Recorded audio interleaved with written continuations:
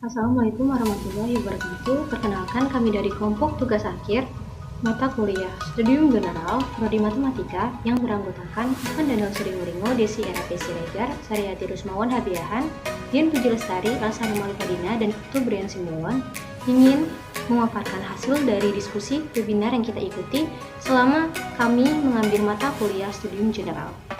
Ada 3 webinar yang akan kita bahas, yaitu tentang latex, gempa bumi, serta pencemaran udara. Untuk yang pertama itu adalah latex. Latex adalah bahasa pemrograman yang diciptakan khusus sebagai sistem pengaturan teks.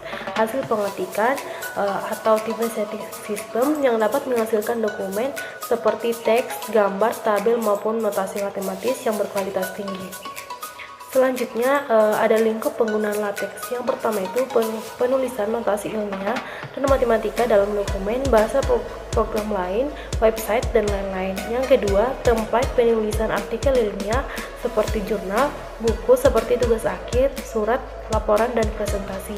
Yang ketiga, template percetakan, komunikasi, dan publikasi. Tantangan penggunaan latex. Yang pertama, cukup sulit bagi pemula yang baru menggunakan latex. Kemudian latex juga membutuhkan ketelitian yang tinggi karena pembuatan dokumen ini sangat terstruktur. Yang kedua, terlalu terbiasa dengan WYSIWYG. Yang ketiga, merasa harus menghafal semua perintah. Yang keempat, perlu usaha ekstra untuk mempunyai latex secara lengkap offline.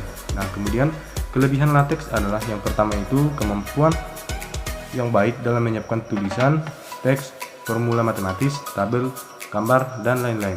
Kemudian yang kedua, memiliki kemampuan yang baik untuk organisasi dokumen yang kompleks dan berukuran halaman besar.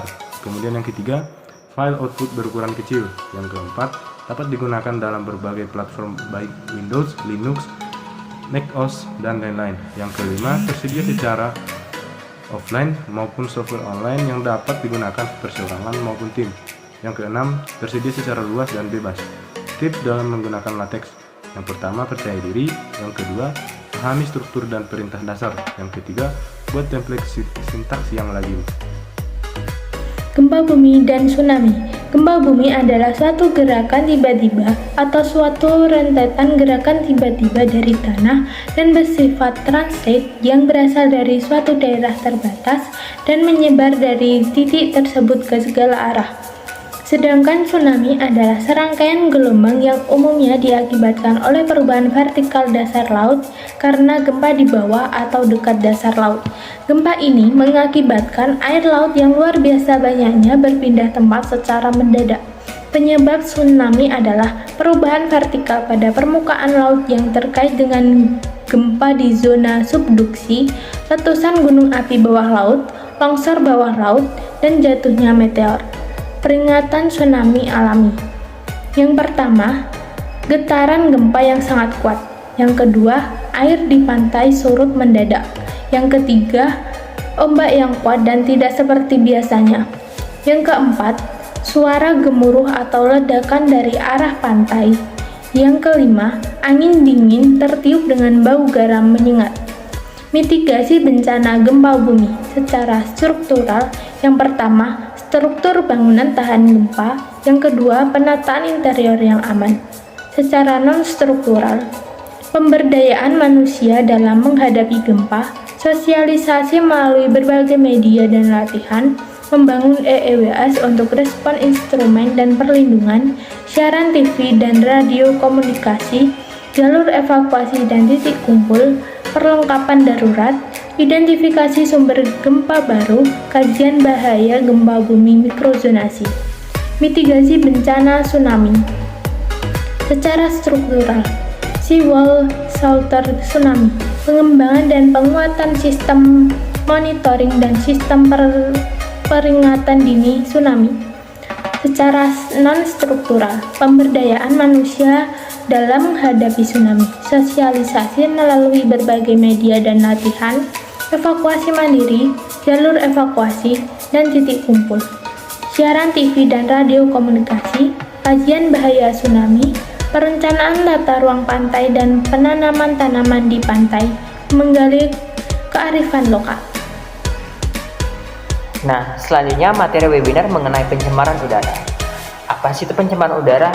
Nah, pencemaran udara adalah masuk atau dimasukkannya zat, energi, dan atau komponen lainnya ke dalam udara ambien oleh kegiatan manusia sehingga melampaui buku mutu udara ambien yang telah ditetapkan. Pemantauan pencemaran udara terbagi menjadi pemantauan udara ambien dan emisi. Nah, apa sih itu udara ambien? Nah, udara ambien adalah udara bebas. Pemantauan pencemaran udara ambien terbagi menjadi outdoor dan indoor. Kemudian adalah emisi. Emisi adalah pencemar udara yang dihasilkan dari kegiatan manusia, baik dari sumber bergerak atau transportasi maupun tidak bergerak atau industri, domestik, dan bisnis. Nah, kemudian adanya pemodelan pencemar udara. Nah, pemodelan pencemar udara menggambarkan proses pencemar udara, mengaitkan semua komponen atau variabel pembentuknya dengan menggunakan representasi logika dan matematika. Pemodelan pencemar udara merupakan salah satu cabang dari analisis ilmiah menggunakan perumusan matematika untuk menghitung proses terkait pencemar udara seperti adveksi, difusi, dispersi, deposisi, reaksi, dan sebagainya. Kemudian manfaat pemodelan pencemaran udara yang pertama adalah keterbatasan kegiatan pengukuran atau monitoring. Kemudian keterbatasan analisis data. Selanjutnya keinginan untuk mensimulasikan dampak sebuah kebijakan atau proyek baru. Kemudian keinginan untuk mengetahui skenario terbaik untuk perencanaan jangka pendek atau panjang. Yang terakhir keinginan untuk analisis risiko terhadap kesehatan. Dari pengalaman-pengalaman yang telah kami dapatkan, secara garis besar, kami mendapatkan pengalaman selama webinar dan seminar, yaitu kami mendapatkan pelajaran yang baru dan pelajaran yang lebih mendalam lagi. Kemudian kami mendapatkan teman-teman yang baru dari berbagai instansi-instansi yang lain, dan kami diajak untuk lebih memperhatikan dan lebih fokus di dalam mengikuti webinar yang dilakukan secara online maupun offline. Kemudian kami juga diajak untuk lebih aktif dalam bertanya dan menanggapi materi-materi webinar tersebut. Dari diskusi tadi dapat disimpulkan bahwa mengikuti webinar juga penting untuk menambah ilmu dan wawasan, serta banyak manfaat lainnya. Dan kita juga berharap dapat mengambil semua hal positif dan manfaat yang ada. Terima kasih atas atensinya teman-teman. Sampai jumpa di diskusi selanjutnya. Wassalamualaikum warahmatullahi wabarakatuh.